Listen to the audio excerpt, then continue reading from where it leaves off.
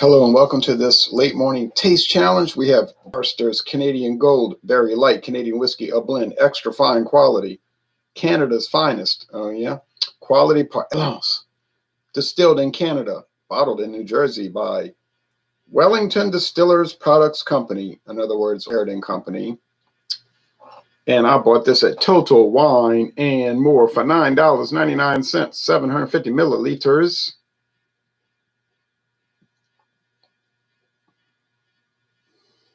So you've got some print and cursive writing on this white label. Looks kind of like the old Canadian Club label, which is busy with a lot of writing. But anyway, it's a white label with black and gold print. I didn't find it was especially light, but they're saying very light. Okay. There are some light Canadian whiskeys in the literal sense that they're like 30 proof, only 60 proof, only 30%. I'm sorry, 30% alcohol. But this is full proof, 80. So I don't really know what you're talking about. It's a strange tasting product. It's so strange that I can't even adequately describe it. I'm talking about marshmallow, vanilla, what did I say, walnut or cashew oil. I'll tell you one thing, it's unique. Now, have I had some other Canadian whiskeys with rather bizarre flavors and aromas? Yes, I have, mainly from Sazerac, and that's where this discussion brings us next. This is James Foxe Canadian whiskey, another one they never changed the label since 1975. James Foxe, there's the Fox, Michael James Foxe. James Foxe, introduced in 1975 by Seagram's Distilling Company with a big ad campaign, the new taste of Canadian whiskey for the 1970s. But then nothing really happened with it, and so it just kind of like didn't sell that well, I imagine. And it was sold to Sazerac 14 years later, 1989, and that's who owns it today. So this has had two different owners. This was This is a liter bottle, a liter, and I paid $8.99 at Broadway Liquor. That's right, Broadway Liquor at the corner of Broadway and US Highway 90, Claiborne Avenue in New Orleans, Louisiana. Their prices have skyrocketed lately, so I don't go there anymore really because I don't want to pay too much for their crazy prices, But this was before they jacked prices up, so you can still get it cheap. I bought a second bottle, a follow-up bottle at Savannah Discount in Marrero, Louisiana for $4.99. True story, absolutely true story. And they had some still left there when I went back a few months ago. They sell this at Total Wine here in Metairie, Louisiana. Yeah, they sell. Do they sell liter bottles or the 750? I know they sell the big handle bottles for like $16.99. Sazerac. Never seen it at Walmart. Never seen it at Mathern's. Never seen it at Food for Less. Never seen it in this whole town. But I have seen it in Jefferson Parish, Louisiana. All right. CG, Canadian Gold. Here's James Foxe. James Foxe has its own little peculiar flavor. I bet you Sazerac changed it when they bought it in 1989, adding their weird, as John Anile calls it, Georgia Beer Reviews calls it, the strange almond extract taste. But I never tried it when under the Seagram's ownership for the first 14 years, so I couldn't comment on that. If I ever found an old bottle, yeah, I'd try it. But I probably never will, so I won't. Canadian whiskey. It's a weird one, Mr. Grinch. All right.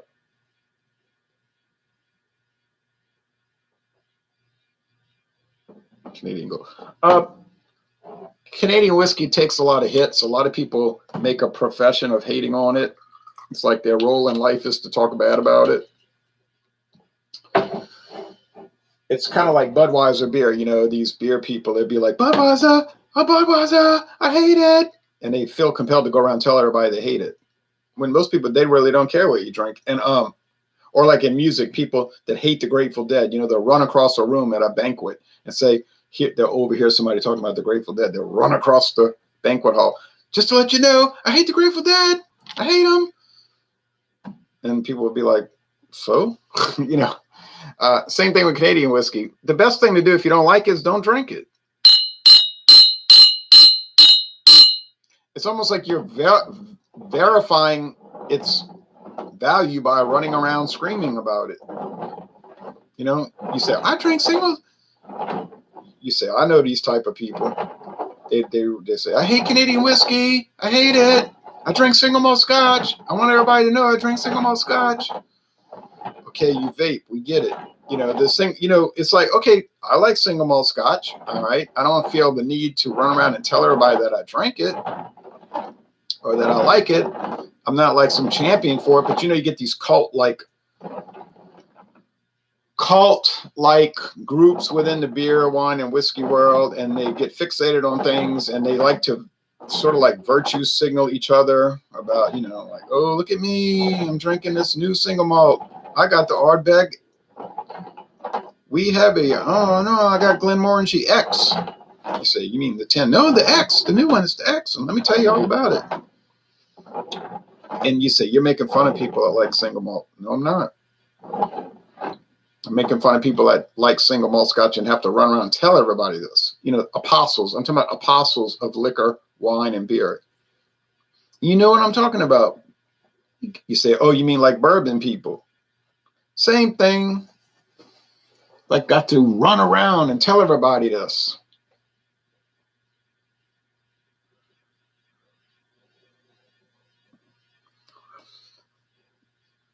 And you get that in the world of religion. Obnoxious people, you know, they might have a good heart,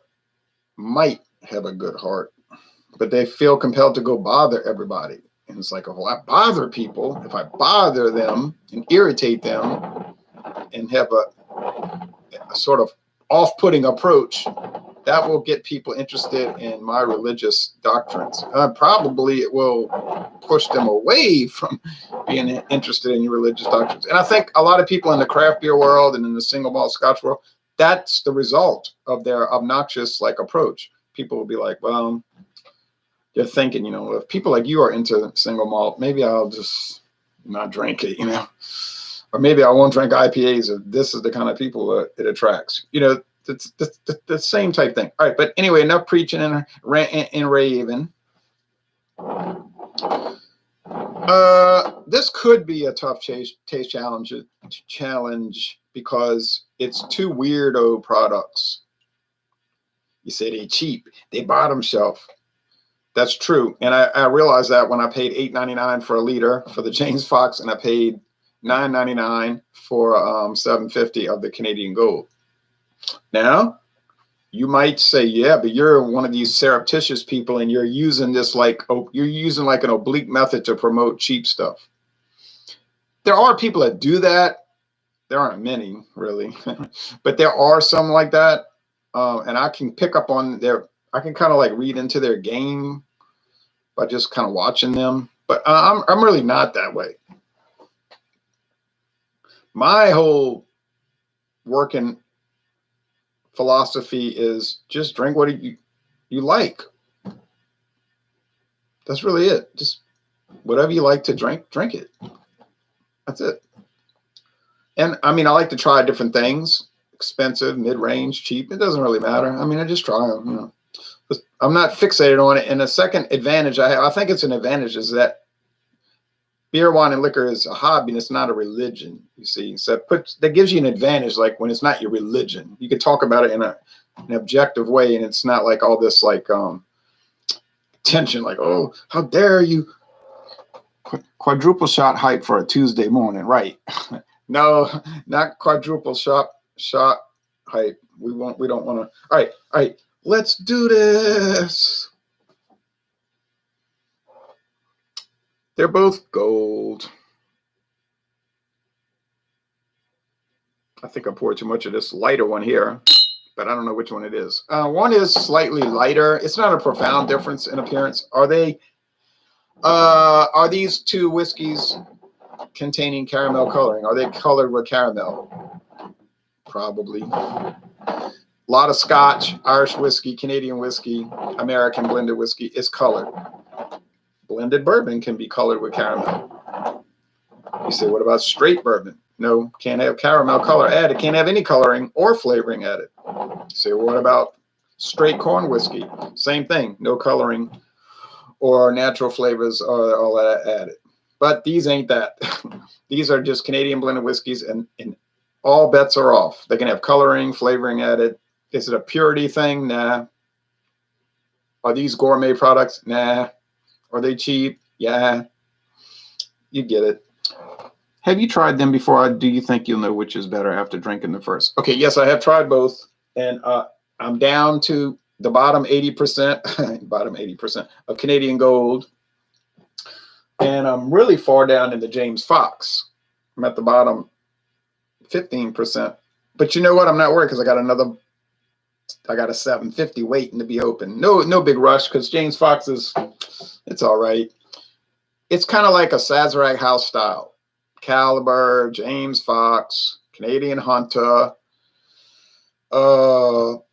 Rich and Rare, not Rich and Rare Reserve. That one's more like Crown Royal. Rich and Rare, Canadian Limited, and all of that stuff. They all kind of taste the same, meaning they taste like corn whiskey with a strange, as John Anile said, I'm going to give him credit because he came up with this almond extract weirdness. But the Canadian Gold is not outmatched in weirdness because it has, like I described early in this video, unusual, bizarre marshmallow, almond or walnut oil, and vanilla flavors. So you say, well, I only drink bourbon, man. And I drink this early times. It just says whiskey on it. Yeah, well, that's a bourbon, but they can't call it bourbon because it's aged in used barrels. So it's, in a practical sense, bourbon, but in a technical legal sense, it is not. But if you're used to drinking those, this is going to seem like the most unusual, and you may like it. Like I'm saying, you might try these whiskeys and be like, oh, this is really strange, but I like it. I like weird things. I like exotic flavors. It might appeal to you. But on the other hand, you might say, oh, no, this is totally unacceptable. I can't deal with it. And that would be an okay thing to say, too. Or you might be in a third way, a middle way, like me. Like, you don't mind it, but you're not exactly looking for those flavors. You know what I'm saying? Like, you're neutral. Like, you're not looking for it, but it doesn't bother you. All right, enough.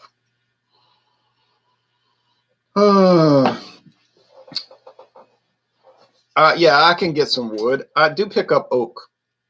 Is it charred oak? Well, they're aging this stuff in barrels that could be 70 years old charred oak barrels that the char so died away on it from multiple use.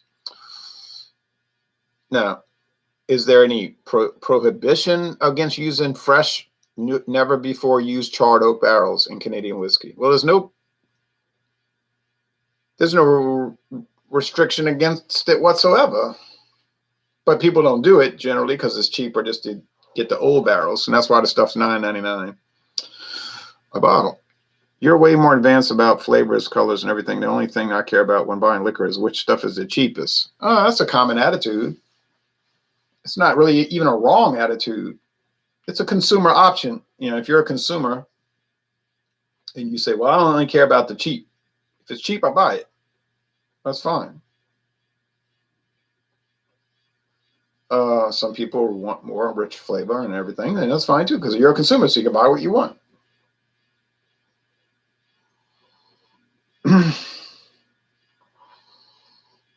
Yeah, you can taste them on your tongue when your mouth's open, the fumes. It just smells like some weird sweetness, like a candy sweetness. One day I'll be the expert like you. Maybe. I'm not even an expert. I don't claim to be an expert. Some people say I'm an expert. I don't think I'm an expert. I'm going to use this later. That's a tripod. I just, I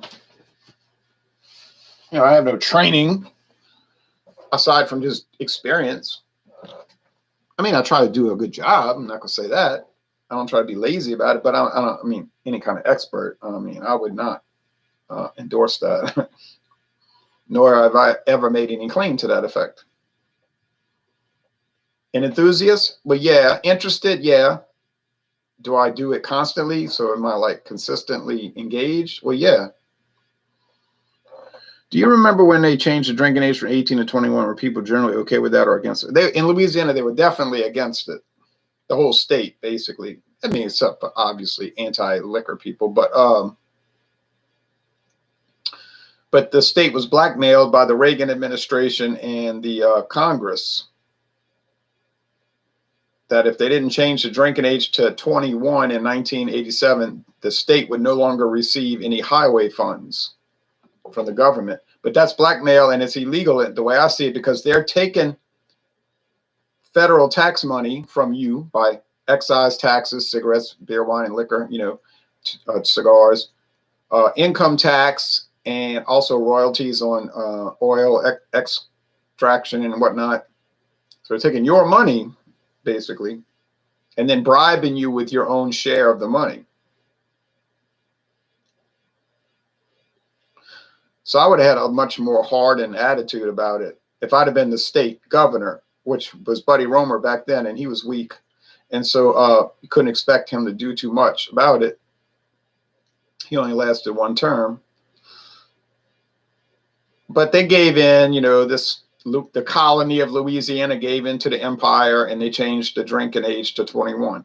But they did pass a bunch of exceptions in the law, which basically invalidated the law. Because it was illegal to actually, if you read the law, it was illegal to buy alcohol at 18 or 19 or 20, but it wasn't illegal to drink it. And so it really wasn't enforced. It was just a law on the books. And then the U.S. government got wise to that by mainly periodicals, magazines and all of this, newspaper articles. So, I guess it was around 1999 or 2000. They cracked down and said, we're going to withhold your money if you don't really enforce the law and write it. So they wrote a new law in Louisiana that you could not, what they say, it was illegal to buy alcohol under 21 or sell it to somebody under 21 or drink it under 21. Unless you were with your parents, then you could drink it at age 12. At a restaurant too, I was reading that law. But I mean, it's not too common of a thing. And if they're with their parents, then that wasn't really the problem. It was the 18-year-olds going to these parties, drinking and driving and acting crazy and getting in trouble and all that, which I agree, they do that. But they still do it regardless of the law, because these laws are fantasies. They don't really do anything. They actually exacerbate the problem. But this one smells kind of strange too. But you do get, just the oak and that strange candy sweetness. So both of these are in the gold spectrum, and they both have a strange oak. Well, the oak's not strange, but that strange candy sweetness in the nose. So they're kind of even so far. Price, same. I can't go by these little weird prices I pay for stuff. If you see these at Total Wine, it'll be about the same price. So let's say the price is the same. Checking in, Ron. Hey, Jake and Foodie, Caleb. The appearance is about the same. The aroma is about the same. Don't know about the age, because James Foxe doesn't have an age statement. But it does say Canadian whiskey with natural flavors. Right down the bottle. What are those natural flavors? Your guess is as good as mine. Well, maybe not as good as mine, because I read the Canadian regulations. It could be bourbon, rum, brandy, gin. Not gin. No. Sorry.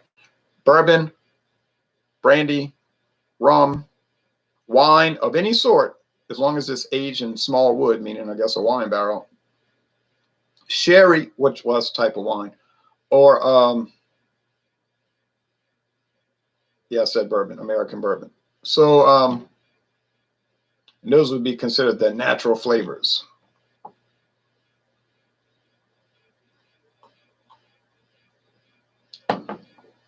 Now, some people will say it's artificial flavor. Well, no, it's not artificial. It would have to say on the label artificially flavored. You know the difference? Natural flavor, artificial flavor. I've gotten into some arguments with people where they'll insist and tell me, like, well, natural black cherry flavor is not natural. It's artificial. And I tell them, no, if that was the case, then the label would state artificial flavoring. You understand the difference?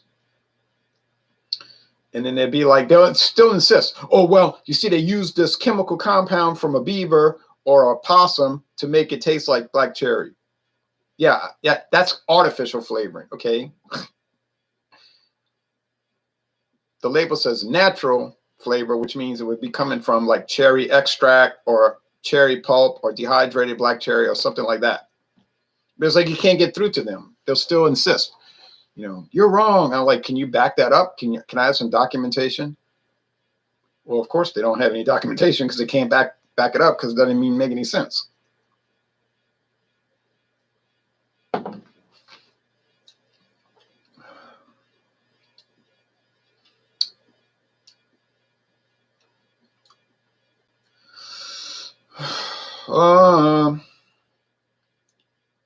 Sugary sweet. I mean, if you want to drink something that tastes like sugar, you might like these. I mean, 40% alcohol sugar, no less, but still, yeah, it's like a dessert thing.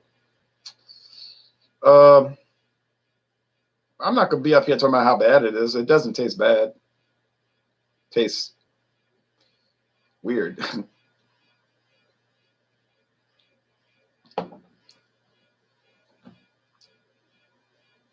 This one tastes even weirder. It's got more vanilla flavor. I really don't think they can add vanilla.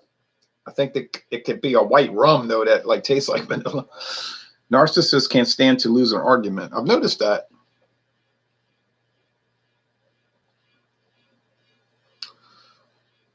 And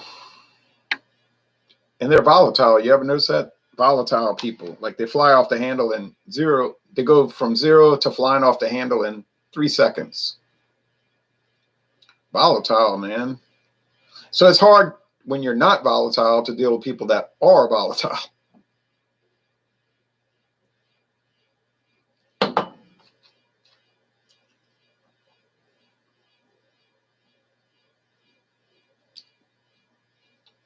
Yeah.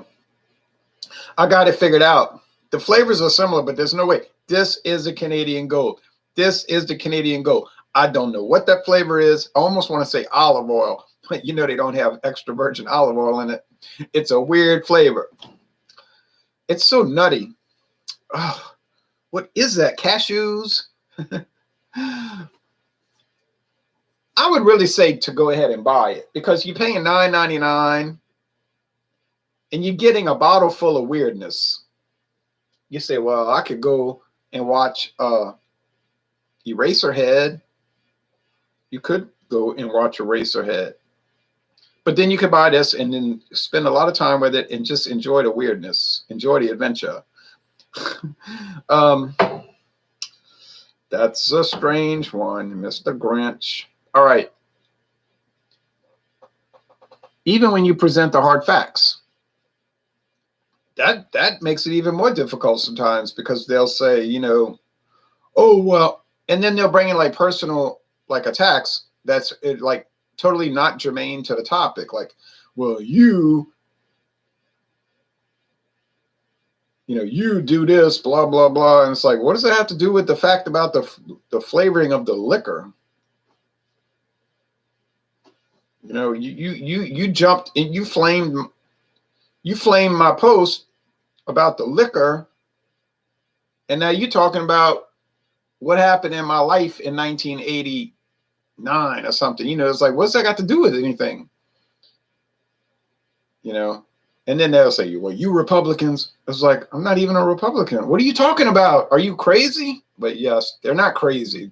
They're really not crazy. Crazy means they hear voices and they see things that aren't there, like auditory and visual hallucinations, or they have delusions, meaning they believe things that aren't true, like that the post office is hiding secrets about them. But what I mean is they're crazy in a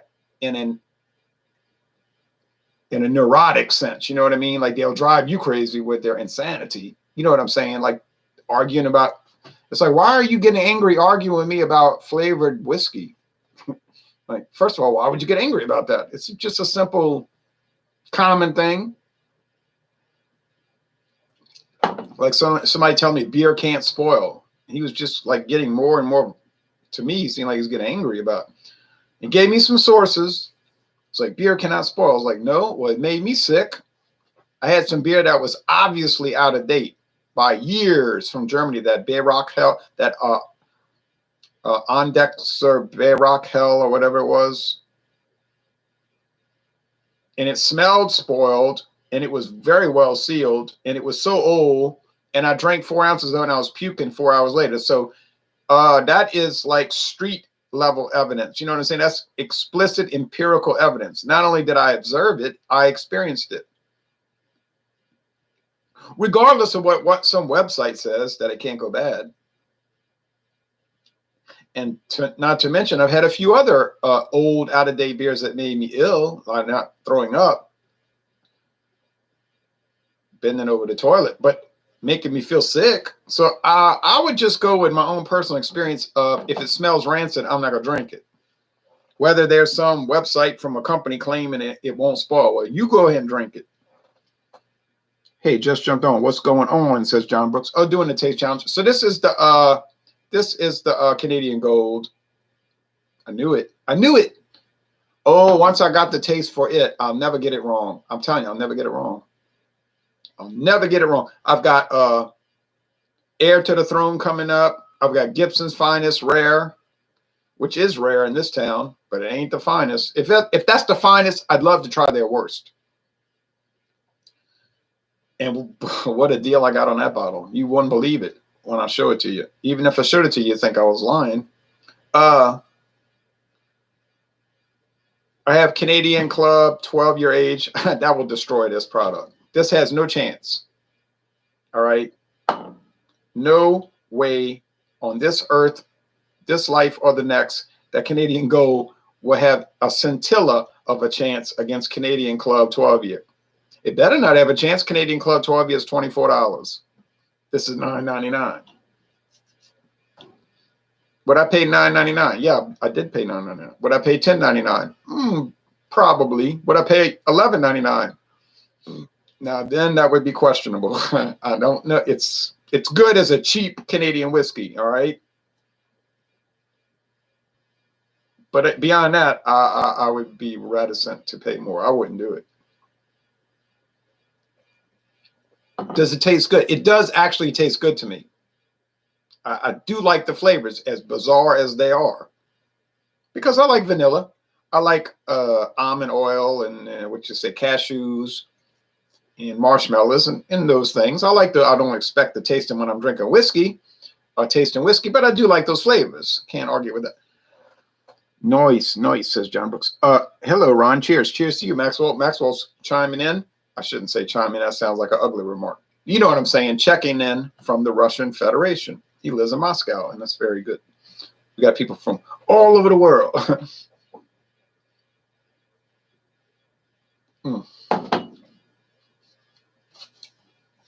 James Foxe. I'm not going to say that talking about it doesn't have strange flavors. They're strange. They're not as strange. This is more like, okay, say with natural flavors. I think, and I have no way of backing this up, but I get the impression that the flavor is coming from gold rum.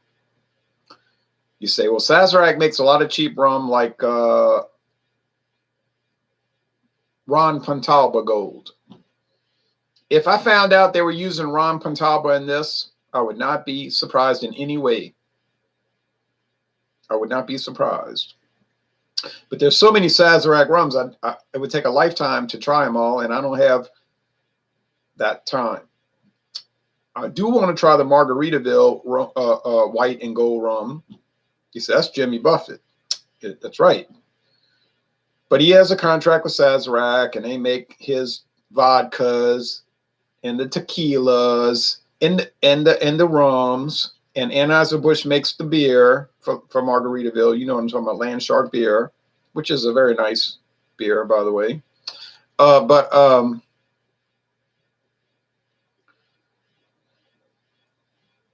I would not be shocked that they were using, they ain't going to use Margaritaville gold rum because that's more expensive. They're going to use the cheap The cheap.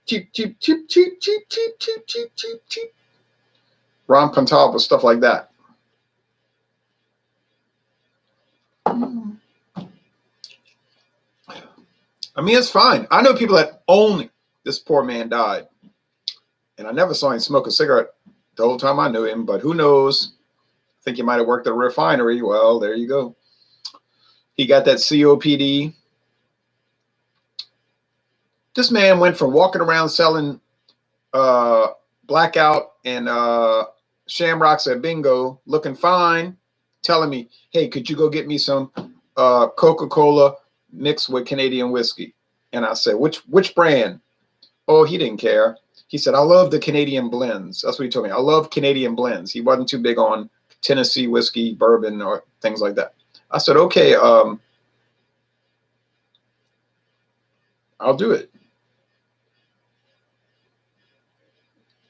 And then he was drinking it, you know, with ice and the soft drink or Sprite and Canadian whiskey, whatever he was drinking. I would never do it. But Dave, his name was Dave. And boy, the next thing you know, he's infirm, can't breathe, can't walk, can't stay upright, walk to the mailbox, pass out in the grass because he can't breathe and dies. About 72 years old. I couldn't believe it. I said, well, you just never know. You could go down quick. You think you're on top of the world, but you may not be. You may be underneath the world in the ground. Almond is my favorite, not a fan of marshmallows. Yeah, so I don't know how you could take I don't know how you would take these strange things. All right. Enough's enough, because I got to eat lunch and I got some more beer review to do and everything. So I got a lot of projects to work on, none of which are important, I might add, but they're fun to do, but they're not important. Some people think beer reviews are important. If you think beer reviews are important, you might want to do some self-evaluation, you know? They're fun. They're not important. Important is things like repaving a highway, before the cream sits out too long, you must whip it. Things like that. Because you don't want it to spoil. James Foxe. It's nice. I like it. I do like it. Was James Foxe a famous Canadian person? No. He didn't go in a time machine made out of a DeLorean car. He didn't play Van Halen style electric guitar at a school prom. He was a minor Canadian official that Seagrams found out about and used his name to sell whiskey. Got co-opted. Canadian Gold.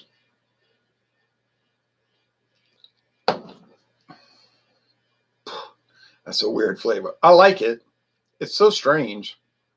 Oh, so very strange. I would recommend both of these if you like unusual flavors. I would not recommend either of them if you only want to drink standard charred oak bourbon style whiskey. Yeah, these are not going to work. No way. No. You say, well, what about Crown Royal Bourbon Mash, Blender's Mash? Does that have a bourbon-like flavor? Yeah, it does, but I mean, why buy it? I mean, you could pay $30 for bourbon mat. Oh, I'm sorry. Yeah, it's about $27, $27 to $30. You could buy it and have a Canadian whiskey that tastes like bourbon, which is probably made with, which probably is made identical to bourbon, but they can't call it bourbon because of the law. But then why wouldn't you just buy bourbon? I mean, you could buy Eagle Rare for $30. You know what I'm saying? Why buy Crown Royal that tastes like bourbon when you can buy Eagle Rare, which literally is bourbon from Kentucky? See? Something to think about. So this is a draw, but I'm going to give a slight, just the tiniest, slightest advantage to the James Foxe, because the price is the same, and I think it tastes a little bit better. It's a little less strange. When you're a stranger, But I would recommend both. Now, my friend David, who's more of a whiskey drinker than I've ever dreamed of being, he's more of a whiskey drinker. I'm more of a whiskey taster and taste challenger. I mean, that's the only time I ever drink the doggone stuff is if I'm doing a taste challenge or a review. But he doesn't like Canadian whiskey. He said, oh, it's like sweet, sugary, disgusting. He doesn't like it. Nor is he under any obligation to like it. He loves bourbon. He loves single malt scotch. So guess what? That's what he drinks. I can't believe it ended in a draw. I thought James Foxe would take it. Well, I say a draw, but now remember, I gave a slight advantage to James Foxe. So I am calling James Foxe the winner, but not by much. But yeah, we're gonna say James Foxe wins. If it's a football game, it's 29-28. You know what I mean? They got a field goal. There was a questionable call at the end, which a lot of people took issue with, but it did win. It did win. Got a great looking label. Reminds me of Welcome Back, Kotter, the way they had their apartment design with all those lines. Boy, I wonder if Julie would drink this. Julie, would you drink this? It's a shame because Julie died and Mr. Kotter died. The actor and actress both died. I don't think Julie was that old. But anyway, thanks for watching this video production. Now on Friday. Oh, on Thursday, I'm going to do another Sazerac product, Caliber. It'll be the same result as this. So if you want to save some time and effort, don't watch it. Really, I'm serious about that. It's going to be the same thing. You'd be watching the same video twice. And then I'm going to do Rich and Rare Reserve, which will destroy Canadian Gold. Now, if you want to watch a beatdown, if you want to watch punks jump up to get beat down, watch that one because that is going to be a wipeout. It will be a destruction, a great destruction. And you can get Rich and Rare Reserve on sale sometimes for $9.99 a bottle, and I am not joking about that. And that beer, you like that? That whiskey, I don't think it really does rival Crown Royal, in my opinion, but a lot of people claim it's better than Crown Royal. They probably say that because they're paying $9.99 instead of $22.99, but but it is close. It is close. I'll give it that. And then Heir to the Throne. Heir to the Throne cost me $15.65, which was on a closeout, 50% off. So like, in other words, it was $31 for the bottle, and ain't nobody bought it. And Walmart was like, we're going to take a loss on this garbage because nobody's buying it. And I tasted it, and I liked it at first in a solo review. But I'm going to tell you right now, that thing is going to get deservedly defeated on Saturday. It deserves to lose. It should not exist. No one buys it. No one cares about it, including me. I'll be so glad when it's gone. Then we got Gibson's Finest Rare. Oh, well, you know what? That one's going to lose. Even to this lowlife, disparaged, ridiculed. Well, you say, who ridicules Canadian Gold? No one even cares about it. Oh, okay, you got me there. But it's gonna lose to that, a much cheaper product. And I'm gonna be very interested in that taste challenge. And then, well, of course, Canadian Club, 12-year age is going to kill it. But and that'll wrap it up. Well, there's a couple, maybe a couple that I can't remember. But then that'll close out the Canada thing. And then we have so much excitement coming. Tullamore DEW. I can't wait to try Irish Tullamore DEW from Ireland, obviously Irish. That's a famous product. It's $26 a bottle, but I bought it for